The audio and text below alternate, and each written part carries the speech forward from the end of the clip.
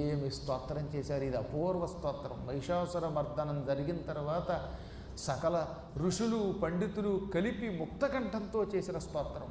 ఈ స్తోత్రాన్ని రేపు గ్రహణం నాడు తప్పక మీ వీలుంటే యథాశక్తిగా చదువుకోండి. ఇటువంటివి చంద్రగ్రహణం రోజున, సూర్యగ్రహణం రోజున చదివినా, అలాగే సంక్రాంతి దినాల్లో చదివినా, ఎప్పుడైనా కష్టం వచ్చినప్పుడు చదివినా టక్కున కష్టంలోంచి బయటపడతాం. మనం అనుకున్న ఇష్టమైనటువంటి కోరికల్ని తీర్చుకోగలుగుతాం. భయంకర సంసార దుఃఖాల నుంచి విముక్తి పొందుతాం. ఇందులో ఈ స్తోత్రాలలో 5 శ్లోకములు ఉన్నాయి. ఈ 5 శ్లోకములు చదువుకోండి చాలు, మీకు అపూర్వమైన జ్ఞానం వస్తుంది. దానివల్ల గ్రహణాల్లో చదివితే ఎక్కువ శక్తి వస్తుంది. అష్టమి, నవమి, చతుర్దశి, అది ఏ శుక్లపక్షమైనా కృష్ణపక్షమైనా పర్వాలేదు, ఏ పక్షమైనా పర్వాలేదు. అమ్మ మన పక్షం ఉంటే ఏ పక్షమైనా ఒకటి.